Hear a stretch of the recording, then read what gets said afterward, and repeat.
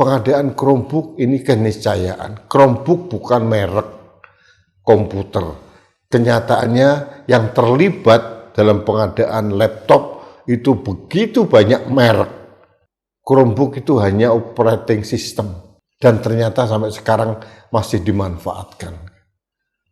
Jadi sahabat Indonesia, saya mengelus dada terkait dengan vonis yang diterima oleh Mas Nadiem Anwar Makarim.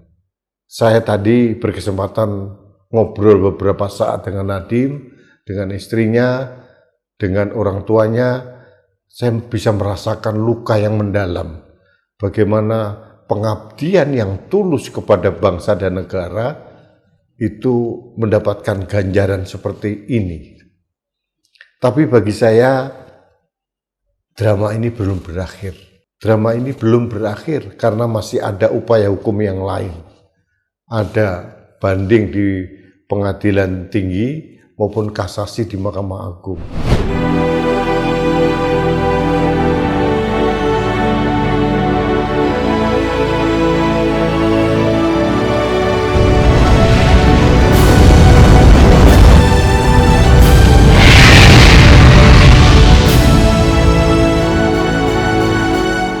Halo sahabat Indonesia, kita bertemu kembali dalam Opini Rudi di Anak Bangsa TV. Sahabat Indonesia, hari ini Selasa 30 Juni 2026, saya secara langsung menghadiri sidang putusan vonis kepada terdakwa atas nama Nadiem Anwar Makarim. Di dalam ruang persidangan saya mendengarkan dengan seksama pembacaan vonis oleh 5 majelis hakim. 4 jam lebih kita mendengarkan dan ternyata Nadiem Anwar Makarim divonis 10 tahun penjara dan denda 1 miliar rupiah. Belum cukup hukuman itu, Nadiem juga harus mengganti uang sebesar 809 miliar sekian, dan kalau dalam jangka waktu 1 bulan atau perpanjangan 1 bulan lagi tidak bisa dipenuhi, semua hartanya disita. Kalau tidak cukup akan diganti dengan hukuman tambahan 5 tahun penjara. Artinya Nadiem diancam atau divonis dengan 15 tahun penjara. Kalau kita mendengarkan uraian dari hakim memang agak aneh bin ajaib. Kalau saya bilang ini seperti otak-atik gatuk, cocokologi. 3 peristiwa itu seolah-olah berusaha dipaksakan untuk dijahit. Pertama tentang keluarnya Permendagri tahun 2021. Kemudian tentang pengadaan Chromebook. Yang ketiga tentang investasi Google di perusahaan GoTo. Itu seolah-olah dikait-kaitkan, dipaksa-paksakan meskipun sebetulnya tidak nyambung. Jadi kita sudah tahu bahwa Nadiem ini adalah seorang pahlawan, inovator yang seharusnya kita hargai. Nadiem ditugaskan oleh negara dalam waktu dan tempat yang salah. Nadiem dipaksa untuk berbuat sesuatu dan kondisinya waktu itu dunia pendidikan sedang terguncang karena ada prahara bencana non-alam yaitu COVID-19. Nadiem harus berputar otak agar anak-anak tetap mendapatkan pembelajaran yang baik dengan segala cara, lalu dibentuklah beberapa aplikasi dan sebagainya, lalu muncullah istilah digitalisasi pendidikan. Saya tidak perlu mengurai secara detail uraian hukumnya, tapi memang aneh. Seolah-olah Permendikbud nomor 5 tahun 2021 ini dianggap menjadi pintu masuk Google untuk berinvestasi di perusahaan GoTo atau PT Karya Anak Bangsa. Bagi saya tidak nyambung sama sekali. Nah, ada yang menarik di sini. Dalam putusan ini salah satu hakim, yaitu Hakim Andi Saputra, itu melakukan dissenting opinion atau pendapat yang berbeda. Kalau kita mendengarkan alasan dan uraian dari Hakim Andi Saputra ini benar-benar jauh lebih masuk akal. 3 peristiwa tadi tidak ada kaitannya, tidak ada hubungan kausualitasnya. Itu tidak ada bukti yang memadai 3 peristiwa keluarnya Permendikbud nomor 5 tahun 2021, kemudian rencana pengadaan Chromebook, kemudian investasi GoTo, tidak ada bukti yang kuat bahwa ini ada kaitannya. Setidaknya dalam persidangan tidak terbukti itu ada kaitannya. Nadiem dipaksa untuk menerima putusan yang tidak masuk akal menurut saya. Tidak ada aliran dana ke pihak Nadiem, tidak ada mens rea, tidak ada niat jahat. Seperti yang dikatakan oleh Hakim Andi Saputra bahwa Nadiem tidak terbukti memasukkan kroni-kroninya, orang-orangnya. Dan Nadiem menurut hakim yang lain itu dihukum karena curhatan mantan-mantan dirjen yang merasa sakit hati. Dirjen-dirjen lama, orang-orang lama itu merasa bahwa kekuasaan staf khusus dianggap terlalu berlebihan. Tapi menurut Hakim Andi Saputra, ini hanya curhatan, tidak mempunyai nilai pidana apapun. Jadi untuk apa Nadiem dianggap menyalahgunakan kewenangan berdasarkan curhatan anak buah atau bekas anak buah yang sakit hati, yang sedang curhat.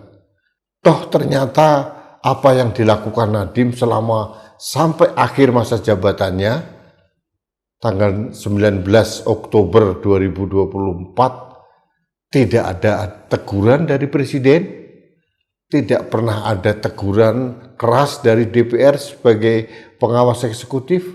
Kalaupun Nadiem dianggap menyalahgunakan kewenangan mengangkat staf khusus, ini ranahnya adalah ranah dari PT UN. Kalau orang-orang lama yang merasa sakit hati karena dicopot atau diganti atau dimutasi, itu ranahnya bukan ranah pidana, dan ini tidak ada kaitannya dengan pengadaan Chromebook. Pengadaan Chromebook ini keniscayaan. Chromebook bukan merek komputer. Kenyataannya yang terlibat dalam pengadaan laptop itu begitu banyak merek. Chromebook itu hanya operating system, dan ternyata sampai sekarang masih dimanfaatkan. Jadi sahabat Indonesia, saya mengelus dada terkait dengan vonis yang diterima oleh Mas Nadiem Anwar Makarim. Saya tadi berkesempatan ngobrol beberapa saat dengan Nadiem, dengan istrinya, dengan orang tuanya. Saya bisa merasakan luka yang mendalam. Bagaimana pengabdian yang tulus kepada bangsa dan negara itu mendapatkan ganjaran seperti ini. Tapi bagi saya, drama ini belum berakhir. Drama ini belum berakhir karena masih ada upaya hukum yang lain. Ada banding di pengadilan tinggi maupun kasasi di Mahkamah Agung. Ada yang janggal dalam persidangan ini. Pada saat selesai membacakan vonis, majelis hakim buru-buru langsung menutup persidangan lalu pergi. Ini tidak lazim. Lazimnya biasanya setelah membacakan vonis, majelis hakim menanyakan kepada terdakwa apakah bisa menerima putusan ini atau tidak, atau ada upaya apapun. Ini tidak dilakukan. Begitu ketuk vonis langsung meninggalkan tempat persidangan. Ini juga diprotes oleh penasihat hukum Nadiem. Memang janggal. Gitu. Jadi sahabat Indonesia, bagi saya peristiwa Nadiem ini adalah mengkonfirmasi betapa buruknya penegakan hukum di negeri ini. Hukum adalah produk politik. Nah, kalau politiknya tidak baik-baik saja, ya kita tidak boleh berharap hukum akan baik-baik saja. Jadi saya bersama Nadiem, saya mempunyai keyakinan pribadi bahwa Nadiem tidak bersalah, karena saya percaya dengan integritas pribadi Nadiem, saya percaya dengan integritas keluarga besar Nadiem, dan Nadiem ini perlu saya sampaikan adalah cucu dari pahlawan nasional Hamid Al-Ghadri. Ini pahlawan nasional. Ayah Nadiem juga aktivis, tokoh besar di bidang hukum maupun aktivis anti korupsi. Ibunya Nadiem, Ibu Atika Makarim, juga seorang tokoh anti korupsi. Jadi artinya saya meyakini keluarga ini keluarga yang punya integritas dan kehormatan tinggi dan tidak mungkin melakukan korupsi. Dan terbukti di persidangan tidak ada aliran dana memperkaya diri sendiri maupun orang lain. Tidak ada kickback, tidak ada aliran dana, tidak ada uang mengalir menjadi kekayaan Nadiem. Kekayaan Nadiem meningkat, menurun, itu berdasarkan saham yang dimiliki dari perusahaan GoTo. Wajar, tidak ada larangan seorang menteri mempunyai saham di perusahaan. Apalagi Gojek itu adalah perusahaan yang lahir dari pemikiran seorang Nadiem Anwar Makarim. Tanya kepada saudara semuanya, siapa anak bangsa di negeri ini yang tidak mendapatkan manfaat dari hasil inovasi Nadiem Anwar Makarim? Setelah adanya Gojek, kemudian banyak lagi online-online yang lain, dan itu dimulai dengan adanya Gojek yang digagas oleh Nadiem. Bagi saya Nadiem itu melakukan revolusi sosial yang membuat hidup kita mudah. Ini harusnya dicatat sejarah. Nadiem adalah pahlawan sosial bagi bangsa dan negara ini.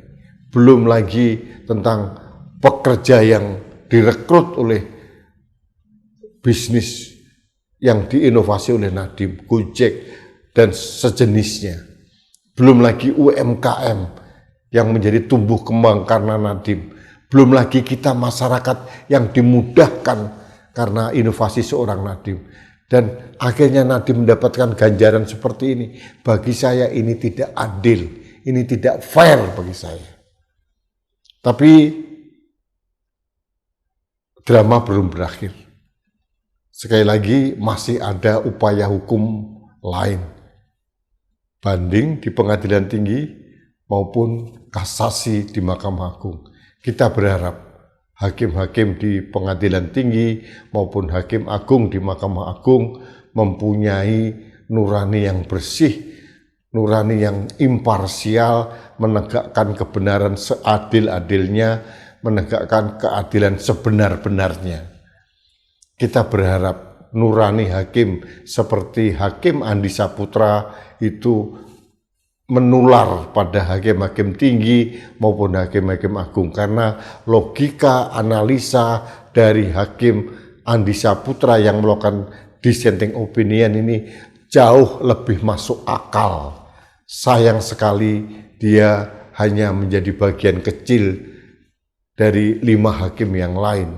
Tapi sekali lagi Mas Nadiem dan keluarganya, terutama Mas Nono Anwar Makarim, Mbak Atika Makarim, Franka, jangan lelah untuk menuai harapan.